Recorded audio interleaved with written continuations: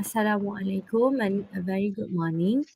Thank you for joining today. Salam. Good morning. Time for this interview.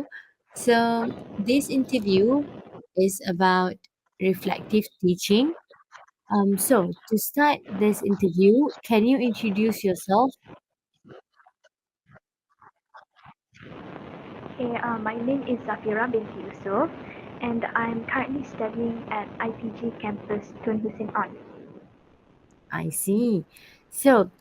Without further ado, let's start with the first question.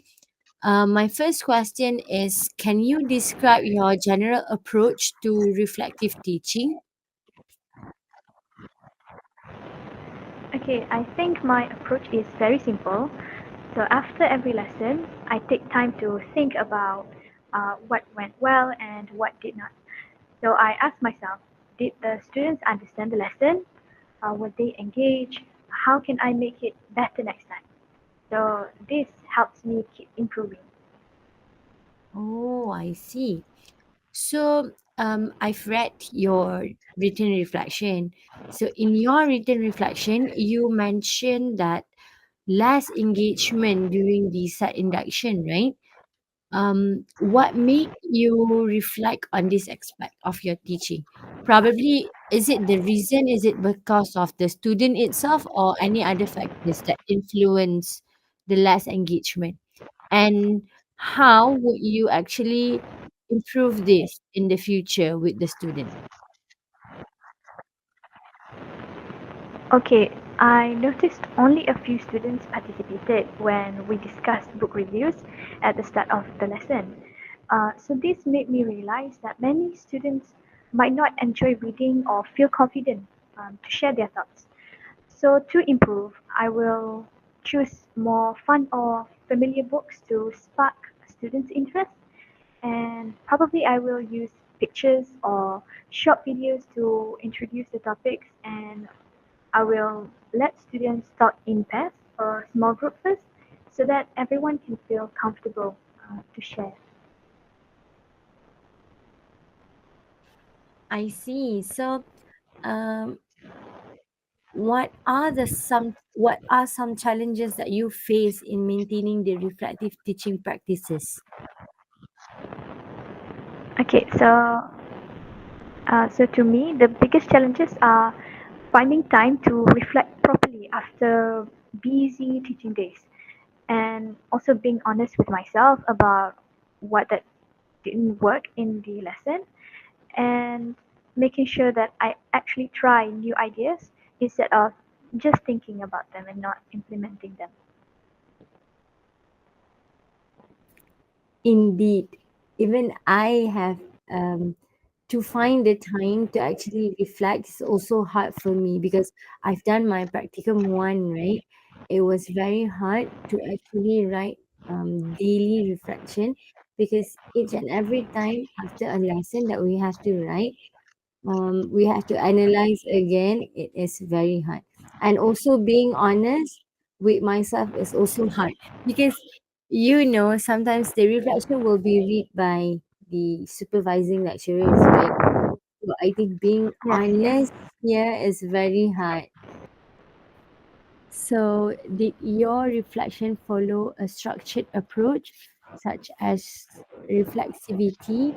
um, this reflexivity is the process includes teacher to recognize how teaching influences the student learning, or basically being self-aware of the teaching practice, or action research.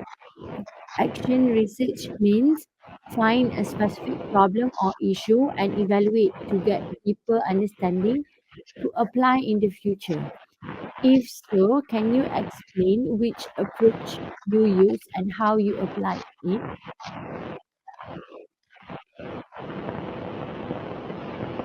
Okay, based on the description, I think I use the reflexivity approach. I see. So if you use or if you applied reflexivity, can you outline the process you followed? So the process, there are five main process. The first one is identifying the issue. Second one is analyzing the cause. The third one is exploring alternative. The fourth one is implementing changes. Okay. The fifth one is evaluating outcomes.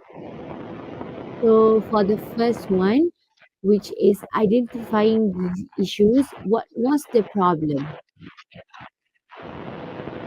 Okay, so the problem was that only a few students participated during the set induction, just a warm-up activity about book reviews, and many seemed uninterested or hesitant to share their thoughts. So after that, what did it happen? Why did it happen? I think many students don't read for fun, so they lacked confidence in discussing books, and the topic might have felt too formal or boring for them. And I also think because shy students may have needed smaller groups to open up or share their thoughts. I see. So this is considered the cause, right? Yes. So now, what other approaches could have been taken? Okay, so other approaches that I considered, I'll start with a short, exciting video clip about the book instead of just talking. And then I will let them discuss in pairs first before they share with the whole class. And maybe I will choose a popular book or story that most students might like, a movie adaptation. So for the fourth one, which is implementing changes based on the cause, the what why it happened, right? And also the alternative that could be taken. What adjustment did you make? So it definitely that I made. Next lesson, I showed a funny 2-minute cartoon based on a book to grab students' attention. And I also used a book um, that most students have read, which is about Cinderella, the popular fairy tale. I see. So based on the adjustment that you made, what were the results?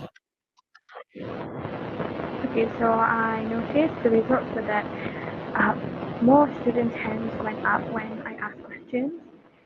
Even quiet students talked to their partners. And also, the class seemed more excited to write their own reviews afterwards. Wow, that's a great approach. How do you actually plan to continue refining your reflective teaching practices in the future? Okay, so I think I will keep a simple reflection journal to reflect the lesson.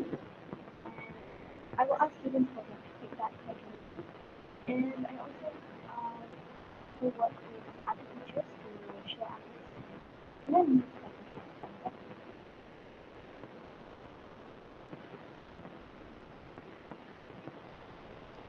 Thank you for sharing your experiences and strategies.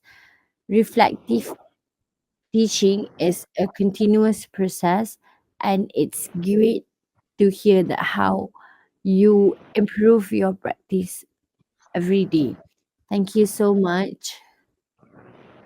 Okay, you're welcome.